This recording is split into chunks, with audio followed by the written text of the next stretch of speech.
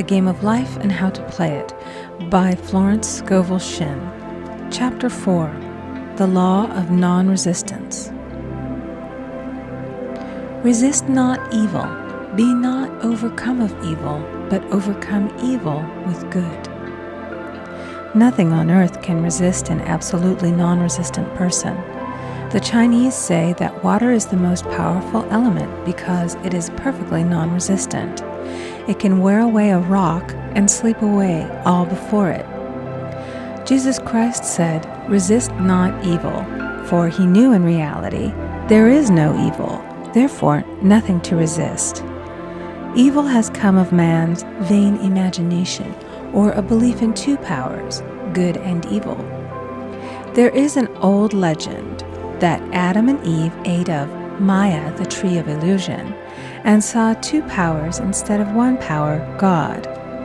Therefore, evil is a false law man has made for himself through psychoma, or soul sleep. Soul sleep means that man's soul has been hypnotized by the race belief of sin, sickness, and death, etc., which is carnal or mortal thought, and his affairs have outpictured his illusions. We have read in a preceding chapter that man's soul is his subconscious mind, and whatever he feels deeply, good or bad, is outpictured by that faithful servant. His body and affairs show forth what he has been picturing. The sick man has pictured sickness, the poor man poverty, the rich man wealth. Young people often say, "Why does a little child attract illness when it is too young to even know what it means?" I answer that children are sensitive and receptive to the thoughts of others about them, and often outpicture the fears of their parents. I heard a metaphysician once say, "If you do not run your subconscious mind yourself, someone else will run it for you."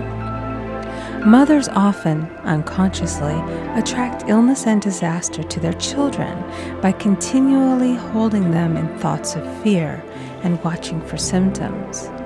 For example, a friend asked a woman if her little girl had had the measles.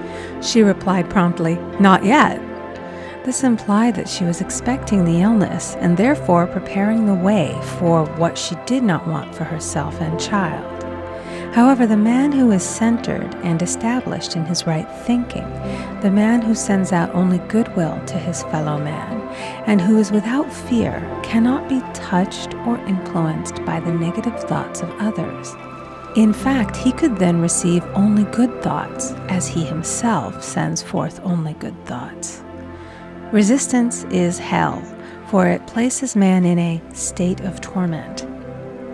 A metaphysician once gave me a wonderful recipe for taking every trick in the game of life. It is the acme of non-resistance. He gave it in this way. At one time in my life, I baptized children, and of course they had many names. Now I no longer baptize children, but I baptize events. But I give every event the same name. If I have a failure, I baptize it success, in the name of the Father and of the Son and of the Holy Ghost. In this we see the great law of transmutation, founded on non-resistance. Through his spoken word, every failure was transmuted into success. For example, a woman who required money, who knew the spiritual law of opulence, was thrown continually in a business way with a man who made her feel very poor. He talked lack and limitation, and she commenced to catch his poverty thoughts. So she disliked him and blamed him for her failure.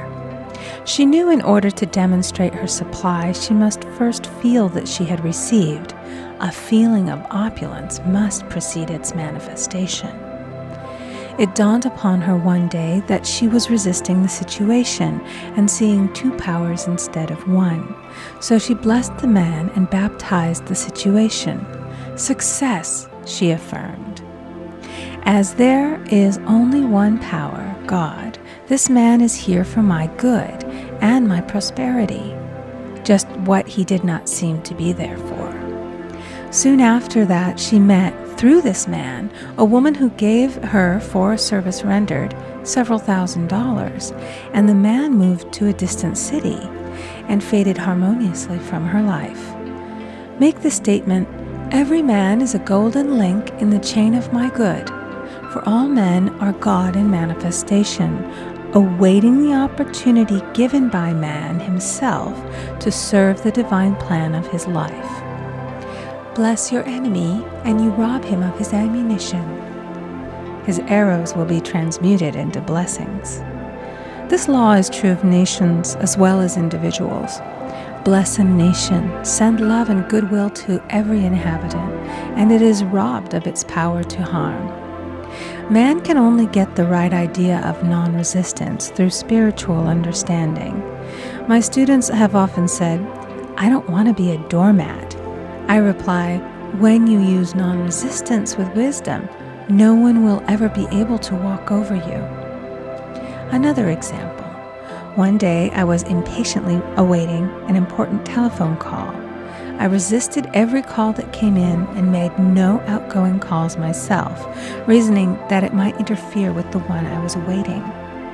Instead of saying, "Divine ideas never conflict, the call will come at the right time," leaving it to infinite intelligence to arrange, I commenced to manage things myself. I made the battle mine, not God's, and remained tense and anxious. The bell did not ring for about an hour, and I glanced at the phone and found the receiver had been off that length of time, and the phone was disconnected. My anxiety, fear, and belief in interference had brought on a total eclipse of the telephone. Realizing what I had done, I commenced blessing the situation at once. I baptized it success and affirmed, "I cannot lose any call that belongs to me by divine right. I am under grace and not under law." A friend rushed out to the nearest telephone to notify the company to reconnect. She entered a crowded grocery, but the proprietor left his customers and attended to the call himself. My phone was connected at once, and 2 minutes later I received a very important call, and about an hour afterward, the one I had been awaiting. One's ships come in over a calm sea. So long as man resists a situation, he will have it with him. If he runs away from it, it will run after him. For example, I repeated this to a woman one day, and she replied, "How true that is. I was unhappy at home. I disliked my mother, who was critical and domineering. So I ran away and was married. But I married my mother, for my husband was exactly like my mother, and I had the same situation to face again." Agree with thine adversary quickly. That means agree that the adverse situation is good. Be undisturbed by it, and it falls away of its own weight. "None of these things move me" is a wonderful affirmation. The inharmonious situation comes from some inharmony within man himself.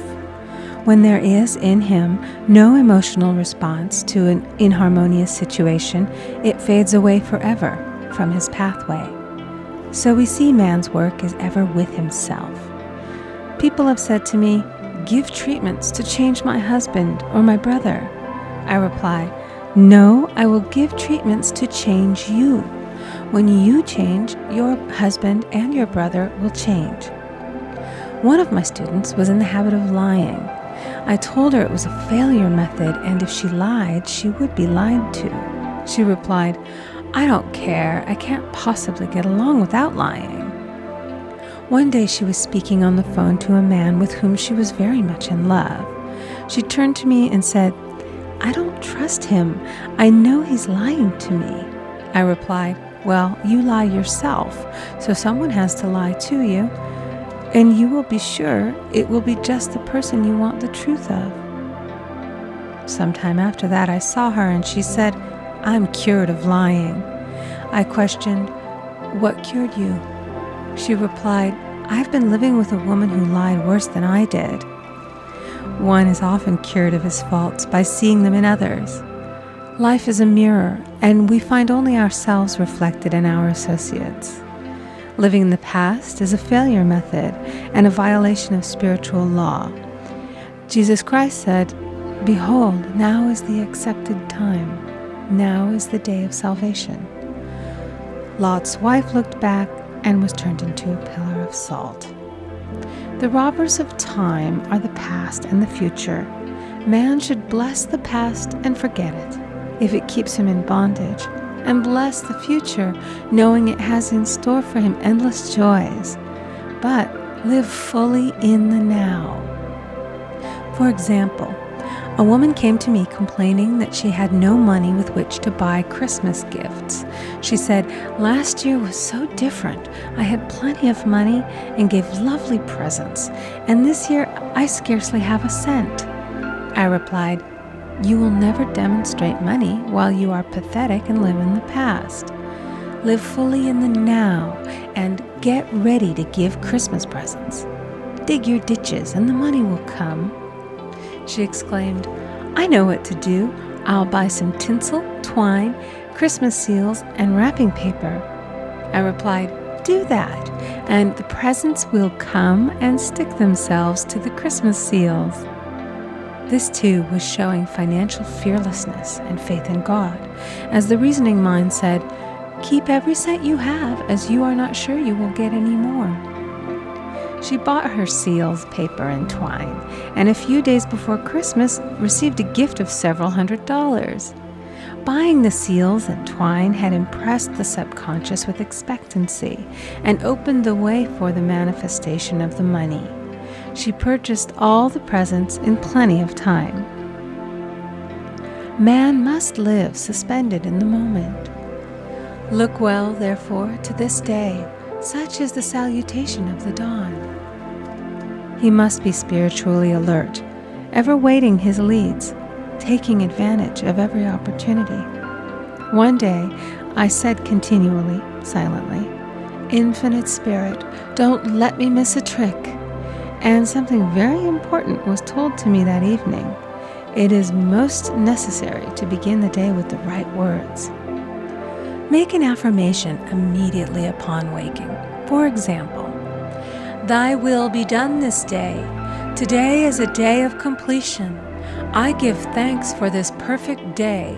Miracle shall follow miracle, and wonders shall never cease." Make this a habit, and one will see wonders and miracles come into his life. One morning, I picked up a book and read, "Look with wonder at that which is before you." It seemed to be my message for the day, so I repeated it again and again. Look with wonder at that which is before you. At about noon, a large sum of money was given to me, which I had been desiring for a certain purpose. In the following chapter, I will give affirmations that I have found most effective. However, one should never use an affirmation unless it is absolutely satisfying and convincing to his own consciousness. And often, an affirmative is changed to suit different people. For example, the following has brought success to many. I have a wonderful work in a wonderful way. I give wonderful service for wonderful pay. I gave the first 2 lines to one of my students, and she added the last 2. It made a most powerful statement, as there should always be perfect payment for perfect service, and a rhyme sinks easily into the subconscious. She went about singing it aloud, and soon did receive wonderful work in a wonderful way, and gave wonderful service for wonderful pay. Another student, a businessman, took it and changed the word to business. He repeated, "I have a wonderful business in a wonderful way, and I give wonderful service for wonderful pay." That afternoon, he made a $41,000 deal, though there had been no activity in his affairs for months. Every affirmation must be carefully worded and completely cover the ground. For example, I knew a woman who was in great need and made a demand for work. She received a great deal of work, but was never paid anything. She now knows to add wonderful service for wonderful pay. It is man's divine right to have plenty. more than enough. His barns should be full, and his cup should flow over. This is God's idea for man, and when man breaks down the barriers of lack in his own consciousness, the golden age will be his, and every righteous desire of his heart fulfilled. End of chapter 4. Recording by Amy Conger.